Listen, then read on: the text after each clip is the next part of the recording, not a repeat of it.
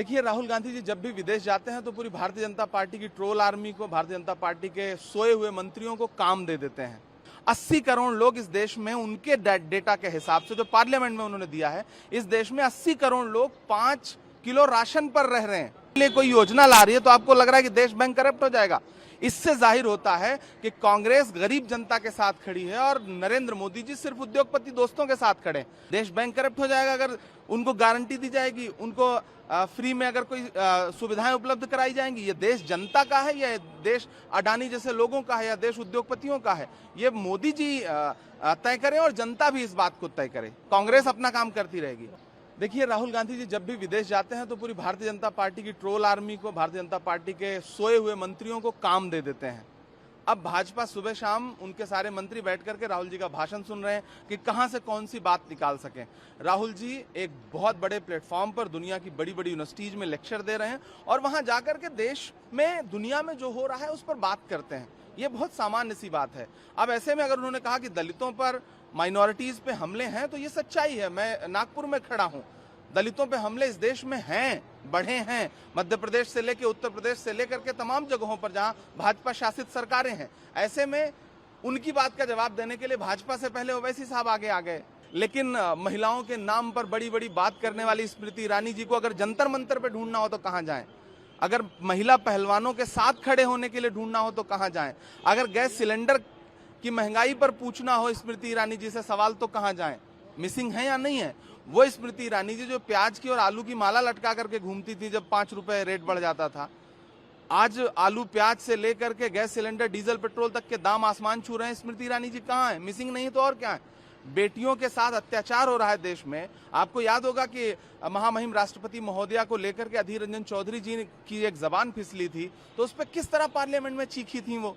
लेकिन आज वो महिला सम्मान कहाँ चला गया? आज महामहिम राष्ट्रपति जी को उद्घाटन समारोह में नहीं बुलाया गया, तब महामहिम का अपमान नहीं हुआ, तब स्मृति ईरानी जी कहाँ थी? तो मिसिंग तो है स्मृति ईरानी जी। भाजपा की एक और मंत्री का आपने देखा ही होगा भागते हुए, एथलीट बनते हुए, मीनाक्षी लेखी जी से जब सवाल किया मीडिया के, आप ही के साथियों ने, तो वो किस तरह से भागी।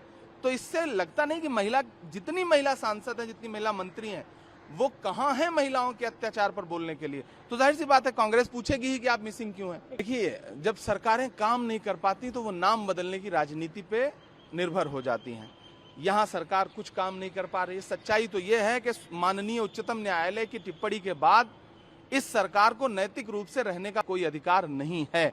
आज चुनाव हो जाए तो आज महाराष्ट्र में महाविकास आघाड़ी की सरकार सिर्फ बहुमत से नहीं बनेगी बल्कि प्रचंड बहुमत से बनेगी। कर्नाटक से ज्यादा अच्छे मार्जिन से यहां जीतेंगे। 3 बड़े राज्य थे जिनको लूट करके सरकार बनाई थी भाजपा ने, मध्य प्रदेश, कर्नाटक और महाराष्ट्र। कर्नाटक का रिजल्ट आपके सामने है, मध्य प्रदेश का रिजल्ट आने वाले दिनों में आपके सामने होगा। राहुल जी ने कह दिया वहां हम 150 सीटें जीतेंगे।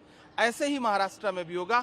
कल को महाराष्ट्र में इलेक्शन हो जाए तो ये सरकार नैतिक रूप से आज भी नहीं है और आने वाले दिनों में भी नहीं होगी। इसलिए कोई काम है नहीं तो नाम बदलने की राजनीति शुरू कर दिया इन्होंने, लेकिन यह सरकार ज्यादा दिन नहीं चलेगी। राजस्थान में बड़ा ऐलान हुआ है, 100 यूनिट बिजली का। मुझे लगता है मीडिया के साथियों को महाराष्ट्र की सरकार से पूछना चाहिए कि यहां इस तरह के बड़े ऐलान क्यों नहीं हो रहे हैं। राजस्थान की सरकार 500 रुपए का गैस सिलेंडर दे रही है, महाराष्ट्र की सरकार क्यों नहीं दे रही?